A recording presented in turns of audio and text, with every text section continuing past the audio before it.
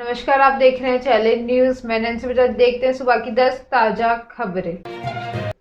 हिंदुओं से अलग धर्म चाहते हैं 50 लाख लोग। पटना के गांधी मैदान में शुक्रवार को 5 राज्यों के 10,000 से ज्यादा लोग जमा हुए। इनकी एक ही मांग थी कि भारत सरकार सरना धर्म कोड को लागू करे। इसका मतलब है कि अगले जनगणना फॉर्म में दूसरे सभी धर्मों के सभी तरह सरना के लिए अलग से एक कॉलम बनाया जाए, जिसके साथ हिंदू, मुस्लिम, क्रिश्चियन, जैन, सिख और बौद्ध की तरह सरना को भी अलग धर्म का दर्जा मिले। 2011 की जनगणना के मुताबिक भारत में कुल 11 करोड़ आदिवासी थे, जिसमें 50 लाख से ज्यादा लोगों ने हिंदू के बजाय सरना को अपना धर्म बताया था।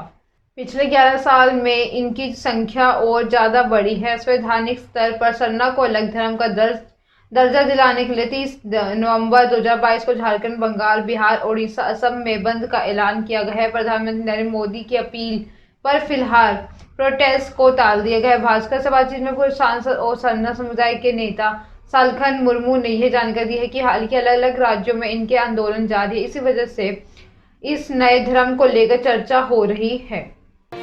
जंगल से मिली हड्डियां श्रद्धा की हैं। श्रद्धा मर्डर केस में आफ्ताब के खिलाफ अहम सबूत मिला है। मीडिया रिपोर्ट्स के मुताबिक फोरेंसिक जांच में पता चला है कि जंगल में मिली हड्डियां श्रद्धा की हैं और उनका डीएनए श्रद्धा के पिता से मैच हो गया है। अब पुलिस को रिपोर्टर्स का इंतजार है। Special CA law and order Sagar Preet Hooda ने कहा है कि डीएनए टेस्ट रिपोर्ट पीड़ित के पार्ट्स की नहीं मिली। इधर श्रद्धा के पिता विकास वालकर ने सीबीआई जांच की मांग की है। एक न्यूज चैनल के साथ इंटरव्यू के दौरान उन्होंने कहा है कि आफ्ताब अभी पुलिस को गुमराह कर रहा है और इस मामले की सीबीआई जांच होनी चाहिए। वो श्रद्धा को लगातार ब्लैकमेल करता रहा है, उसे डरा धमका रहा था। श्रद्धा को साफ शब्दों में कहते हैं कि वो उसे मार डालेगा। उन्होंने कहा आफ्ताब का परिवार भी इसमें शामिल है। आफ्ताब के पिता उसकी हरकतों के बारे में जानते हैं। वो जानते थे कि आफ्ताब श्रद्धा के साथ मारपीट करता है। उन्होंने मुझे इस बात की जानकारी देनी चाहिए थी, लेकिन ऐसा कुछ नहीं हुआ। उन्होंने दावे के साथ कहा है कि आफ्ताब का परिवार भी इस हत्या में शामिल है। गुजरात चुनाव के लिए बीजेपी का घोषणा पत्र जारी। भाजपा ने गुजरात चुनाव के लिए शनिवार को अपना घोषणा पत्र जारी किया। पार्टी ने कांग्रेस के लिए दोगुनी नौकरियां देने का वादा किया। भाजपा ने 5 साल से 20 लाख जबकि कांग्रेस ने 10 लाख नौकरियां देने की बात कही है। इसके अलावा भारतीय जनता पार्टी ने छात्रों को मुफ्त में इलेक्ट्रिक स्कूटी देने का भी वादा किया। गुजरात भाजपा अध्यक्ष पाटिल ने कहा है कि घोषणा पत्र तैयार करने के लिए गुजरात के 1 करोड़ से ज्यादा लोगों से राय ली गई। इसके लिए व्हाट्सएप नंबर भी जारी किया था। युवाओं से भी संपर्क किया गया। इसमें पहले कांग्रेस भी अपना घोषणा पत्र जारी कर चुके। कांग्रेस ने अपने मैनिफेस्टो में नरेंद्र मोदी स्टेडियम का नाम बदलने का वादा भी किया। कांग्रेस ने गुजरात चुनाव के लिए अहमदाबाद में पार्टी घोषणा पत्र जारी किया। इसमें 10 लाख सरकारी नौकरियां, किसानों की कर्ज माफी और हर महीने 300 यूनिट तक फ्री बिजली देने का वादा किया। कांग्रेस ने अपने मैनिफेस्टो में भारी भरकम दावे किए, लेकिन इसमें वादों से ज्यादा विवादों की छाया नजर आ रही थी। आयुष्मान भारत के तहत सालाना सीमा को 5 लाख से बढ़कर 10 लाख के प्रति परिवार करेंगे। साथ ही फ्री चिकित्सा उपचार सुनिश्चित करेंगे। दुनिया की सबसे महंगी हनुमान चालीसा लखनऊ में। दुनिया की सबसे छोटी हाथ से लिखी हुई हनुमान चालीसा लखनऊ में है। पिछले 12 साल से इसकी देखभाल एक retired civil engineer Ashok Kumar कर रहे हैं और सुरक्षा रखने के लिए सोने के कलश और चांदी के बॉक्स में रखा जाता है। दरअसल अशोक ने अपने घर में ही द लिटिल म्यूजियम बनाया है, जिसमें उन्होंने विश्व की तमाम दुर्लभ चीजों को संजो के रखा है। हमने उनके म्यूजियम पहुंचकर इस अनोखी 1 सेंटीमीटर के हनुमान चालीसा को करीब से देखा तो हनुमान भक्त अशोक कुमार ने बताया कि इस हनुमान चालीसा को बड़ी ही बारीकी से लिखा गया और एक किताब की शेप में बाइंड किया गया है। इसके हिस्से में चौपाइयों में संबंधित हनुमान के चित्र बने हैं। दूसरे हिस्सों में पूरी हनुमान चालीसा और हनुमानाष्टक भी लिखा हुआ। लिखावट इतनी महीन है कि इसे पढ़ने के लिए 10x पावर वाला मैग्नीफाइंग लेंस लगता है। राजस्थान के कई नेताओं की सीडी हो सकती है लीक। आम बोल चाल में कहा जाता है कि उसका राज है। ये बात जितनी सामान्य लगती है उतनी ही गहरी है। सत्ता की राजनीति करने वालों से ज्यादा भला इस बात को कौन समझेगा। पूर्व राजस्थान के पूर्व कदावर नेता के इसके हाल ही एहसास हुआ। दरअसल प्रदेश के मुखिया के कार्यक्रम में पूरी पूर्वी राजस्थान के नेता जुटे थे। मुखिया को विदा करने के बाद कार्यक्रम स्थल से जाते वक्त नेताजी अकेले पड़ गए थे। पहले प्रदेश के मुखिया की गाड़ी में जगह नहीं मिली तो एक मंत्री की गाड़ी रुकवाई। मंत्री की गाड़ी में भी जगह नहीं मिली तो पैदल ही रवाना हो गई। ये पूरा वाकया कैमरे में कैद हो गई। देखते देखते ये वीडियो सोशल मीडिया पर सनसनी बन गए। किसी ने ठीक ही कहा है कि समय का भरोसा नहीं है, किसी भी कभी भी पलट सकता है। जिसके एक इशारे पर गाड़ियों में काफिले आ जाते हैं तो वह आज लिफ्ट के लिए तरस गया। वैसे जिन नेताजी को लिफ्ट नहीं मिली तो वो चाहे तो आज भी एक इशारे पर गाड़ियों की कतार लगा सकते, लेकिन सरकारी गाड़ी में लिफ्ट नहीं मिलने का वीडियो बनने से बात चल पड़ी।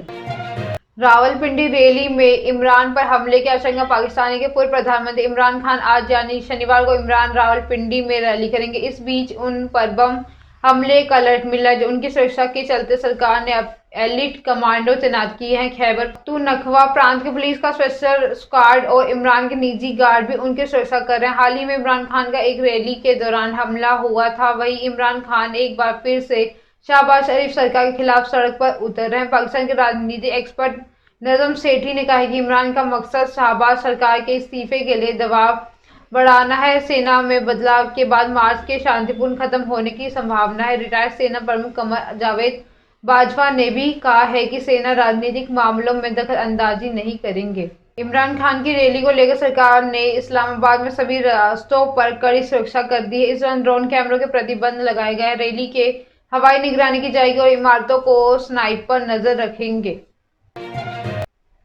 भारत पाक सीमा पर घुसपैठ की कोशिश नाकाम। पंजाब बॉर्डर पर शुक्रवार की रात पाकिस्तान की तरफ से 3 बार घुसपैठ की कोशिश की गई, लेकिन बीएसएफ के जवानों ने इसे नाकाम कर दिया। अमृतसर सेक्टर में 2 ड्रोन भारतीय सीमा की तरफ बढ़े, लेकिन जवानों ने फायरिंग कर एक को गिरा दिया और दूसरे को वापस लौटना पड़ा। दूसरी ओर जवानों ने पठानकोट सेक्टर में घुसपैठ कर रहे 2 तस्करों को भी खदेड़ दिया। बीएसएफ से मिली जानकारी के अनुसार अमृतसर सेक्टर की दाओके चौकी के करीब रात 10 बजे ड्रोन मूवमेंट देखी। गश्त कर रहे बीएसएफ के जवानों ने ड्रोन की आवाज सुनने के बाद फायरिंग शुरू कर दी। कुछ मिनटों में ही ड्रोन की आवाज बंद हो गई। इसके बाद इलाके में सर्च अभियान चलाया गया। ड्रोन खेतों में गिरा मिला। ये 8 प्रोपेलर वाला ऑक्टोकॉप्टर DJI मैट्रिक्स है, जिसे पाकिस्तान तस्कर बड़ी खेप का सरहद पार पहुंचाने में करते हैं। बीएसएफ के जवानों ने इसी दौरान रात 9:45 बजे 10:30 बजे के बीच अमृतसर सेक्टर में पंजगराई चौकी में ड्रोन मूवमेंट की आवाज सुनी और जिसके बाद जवानों की फायरिंग शुरू कर दी। फायरिंग के बाद ड्रोन वापस लौट गया। इसकी जानकारी बीएसएफ के जवानों ने अपने सीनियर अधिकारियों को दी, जिसके बाद इलाके में सर्च ऑपरेशन चलाया गया है। नोएडा में बनेगा 18 डॉग शेल्टर। सेक्टर 94 की तर्ज पर नोएडा में नया डॉग शेल्टर बनाया जा रहा है। इसमें बीमार कुत्तों का इलाज के साथ साथ फीडिंग, वैक्सीनेशन, स्टेरिलाइजेशन किया जाएगा, जिसका संचालन निजी संस्था में कराया जा सकता है। इसकी तैयारी प्राधिकरण अधिकारियों ने शुरू कर दी है। इस जगह पर यह डॉग शेल्टर बनाया जाएगा। इसके लिए जमीन का चयन करना काम शुरू किया गया। प्राधिकरण ने क्वाइट डॉग्स लवर्स के सुझाव के बाद शुरू किया है। इसके अलावा उन्होंने प्राधिकरण अधिकारियों से आग्रह किया तो जिन 18 डॉग शेल्टर बनाने जा रहे हैं उसकी जगह पर शहर में एक जगह सेक्टर 94 की तर्ज पर डॉग शेल्टर बना दिया, क्योंकि 18 जगह पर डॉग शेल्टर संचालित करने से सोसाइटी वालों ने भी दिक्कत हो गया, क्योंकि 18 जगहों पर कम से कम 54 डॉक्टर, 108 देखभाल करने वाले, 36 साफ सफाई करने वालों के साथ कुछ अन्य कर्मचारियों की तैनाती करनी होगी। 18 डॉग शेल्टर बनाने के प्राधिकरण कम से कम 2 करोड़ रुपए की राशि खर्च होगी। यूथ वर्ल्ड बॉक्सिंग चैंपियनशिप में भारतीयों का दबदबा। भारतीय boxers IBC youth world boxing championship में अपनी छाप छोड़ी। विश्वनाथ, सुरेश, वंशज चौहान और देविका घोरपड़े ने शानदार प्रदर्शन करते हुए मेंस और विमेंस कैटेगरी के गोल्ड मेडल जीते। चैंपियनशिप में 14 से 26 नवंबर तक स्पेन के ला नूसिया में आयोजित की जा रही थी। आखिरी दिन भारत को गोल्ड मेडल के 2 और मैच खेलने भारत के चेन्नई में पैदा हुए विश्वनाथ सुरेश ने देश को चैंपियनशिप का पहला गोल्ड दिलाया। उन्होंने 48 किलोग्राम वेट कैटेगरी में फिलीपींस के रोनेल सुयोम पर एक तरफा जीत दर्ज की। उन्होंने पहले महिलाओं को 48 किलोग्राम वेट कैटेगरी में भारत की भावना शर्मा को सिल्वर मेडल में संतोष करना पड़ा। उन्होंने दिन की शुरुआती मैच के उज्बेकिस्तान के गुलसेवर गनीवा से 0-5 से हराया था।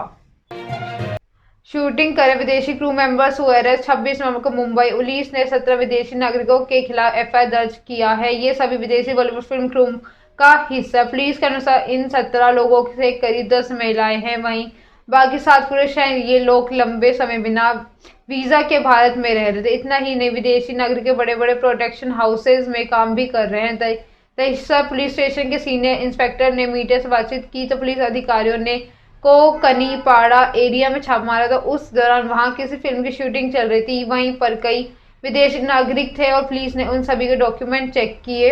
इस दौरान पता चला है कि उनमें से कई लोग ऐसे हैं जिनके पास कोई डॉक्यूमेंट्स नहीं है। पुलिस ने आगे बताया, इतना ही नहीं, कोई लोगों के पास वीजा भी नहीं है। लंबे समय से ये लोग इलीगल तरीके से फिल्म इंडस्ट्री में काम कर रहे हैं। वही विदेशी लोग अलग अलग देशों में से हैं। सभी लोग ने वीजा के नियमों का उल्लंघन किया। उन सभी के खिलाफ फॉरेन एक्ट के तहत केस दर्ज किया गया है। ये थी सुबह की 10 ताज़ा खबरें। ऐसे अपडेट्स के लिए बने रहे हमारे साथ। हमारे चैनल को लाइक करें, कमेंट करें एंड सब्सक्राइब करना ना भूलें। धन्यवाद।